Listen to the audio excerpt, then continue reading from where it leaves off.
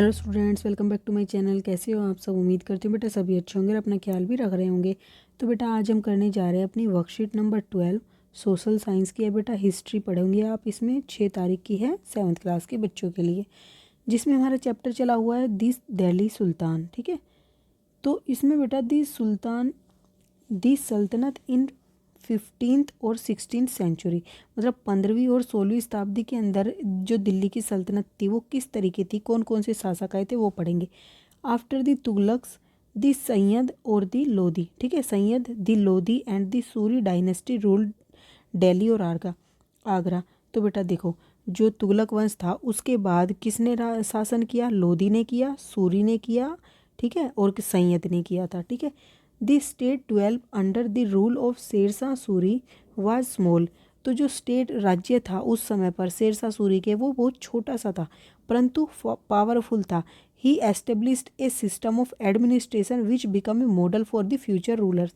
उसने इस तरीके की प्रशासन व्यवस्था लागू की बेटा वहाँ पर कि वो सबके लिए एक मिसाल बन गई आगे आने वाले शासकों के। ठीक है, new kingdom such as Jaunpur, Bengal, Malwa, Gujarat, Rajasthan and all of the south India and the new ruling groups such as the Afghans and the Rajputs come up during the final year of the Delhi Sultanate. तो जब बेटा ये दिल्ली सल्तनत थी उसका फाइनल ईयर आने वाला था, मतलब ये ख़त्म होने वाली थी सल्तनत, उस समय पर ये सारी जो थी बेटा मतलब शक्तियाँ उभर कर आई। ठीक है, उसके बाद comparison between the administration of the Alauddin Khilji and the Mohammad Tughlaq. तो उनके बीच में बेटा देखो कंपैरिजन करके बताया कि किसका समय अच्छा था, किसकी जो एडमिनिस्ट्रेशन की पावर थी या उसको सही से लागू करने की इम्प्लीमेंटेशन किसकी सही थी। अलाउद्दीन खिलजी इधर है बेटा, मोहम्मद तुगलक इधर है। तो he increased his large standing army to protect from invasion. तो घुसपैठियों से बचने के लिए उसने एक बहुत बड़ी सेना का मतलब निर्माण किया। और he raised a large standing army to attack on the ट्रांसयोक्सियाना।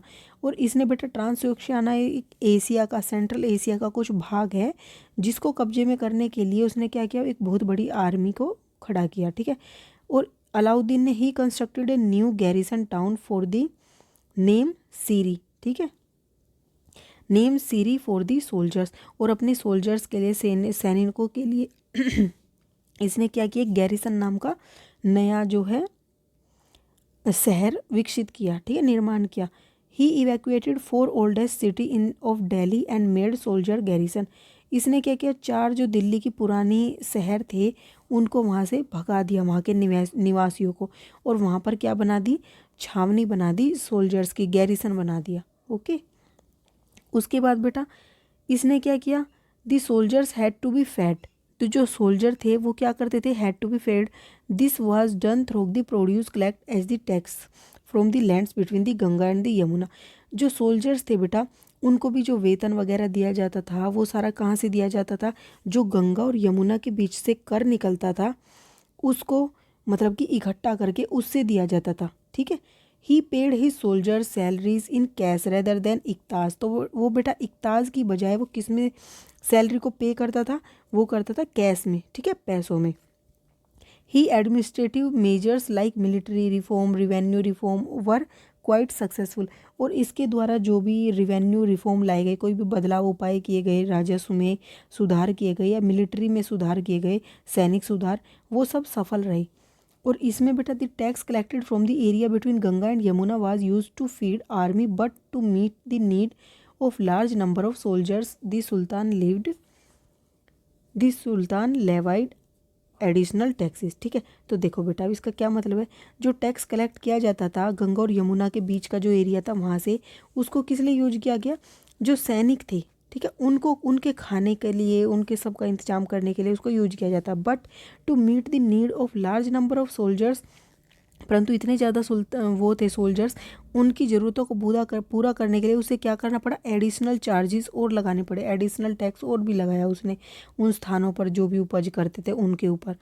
He paid salary in cash, और ये क्या करता था, ये भी सैलरी को कैश में ही पेड करता था, नगद। नेवर कंट्रोल दी प्राइजेस, और प्राइजेस को कंट्रोल नहीं करता था। ठीक है, और क्या करता था बेटा ये, he his administrative measure were a failure. He led to fail campaign in Kashmir. इसके द्वारा जो भी प्रशासनिक उपाय वगैरह किए गए वो सब फेल हो गए। He led the fail campaign in Kashmir, और उसके द्वारा जो कश्मीर में कैंपेन या अभियान चलाया गया था वो भी फेल हो गया। He then gave up the plan to invade Transoxiana and disbanded his large army. तो उसने बेटा जो ट्रांसयोक्सियाना के ऊपर अपना एक हमला करने की सोची थी, प्लान बनाया था, ठीक है, वो उसने कैंसिल कर दिया था ये सब देख के।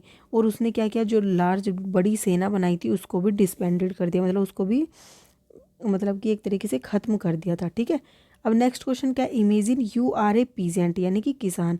आप एक किसान हो, कब, अलाउद्दीन खिलजी और मोहम्मद तुगलक के शासनकाल में। ठीक है, एंड यू कैन नॉट पे the taxes demand by the sultan, और आप जो है टैक्स का डिमांड जो की गई है सुल्तान के द्वारा वो भर नहीं सकते, तो आप क्या करोगे। तो बेटा देखो मैं आपको एक आंसर बता रही हूँ। इफ़ आई एम, देखो, if I am a peasant in Alauddin Khilji और Mohammad Tughlaq reign and it I cannot pay the taxes demanded by the sultans, then I will try to request to give me more time to pay, या फिर request to forgive the taxes this time। तो या फिर उसको कर को माफ़ कर दे या उसको थोड़ा सा और समय दे ताकि वो उसको फिल कर सके। ठीक है, और अपनी ज़मीन तो कोई नहीं देना चाहेगा बेटा। ठीक है, अब नेक्स्ट क्वेश्चन क्या है, what was the difference between the administrative system of the Alauddin Khilji और Mohammad Tughlaq.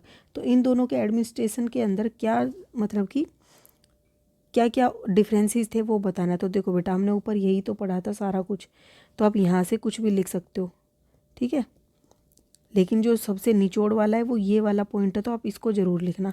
His administrative measure like military reform, revenue reforms are quite successful, लेकिन इसका जो है वो सक्सेसफुल नहीं हुआ था, ये वाला लिख देना। ठीक है, उसके बाद बेटा write the name of the sultans of the following dynasty, Tughlaq dynasty और लोधी डायनेस्टी। तो बेटा देखो तुगलक डायनेस्टी के अंदर कौन कौन थे, तुगलक डायनेस्टी के अंदर बेटा 1320 से 1314 तक चली थी। इसमें गयासुद्दीन तुगलक थे 1320 से 1324 तक, मोहम्मद तुगलक थे 1324 से 1351 तक, फिरोज शाह तुगलक थे बेटा 1351 से 1388 तक। ठीक है, उसके बाद भी काफ़ी सारे आए बेटा, वो मैंने लिखे नहीं क्योंकि आपके सिलेबस में नहीं थे। और लोधी वंश में बेटा 1451 से 1526 तक हुआ रहा उनका शासन। उसमें सबसे पहले कौन थे, बहलोल लोधी, जिन्होंने 1451 से 1489 तक का शासन किया।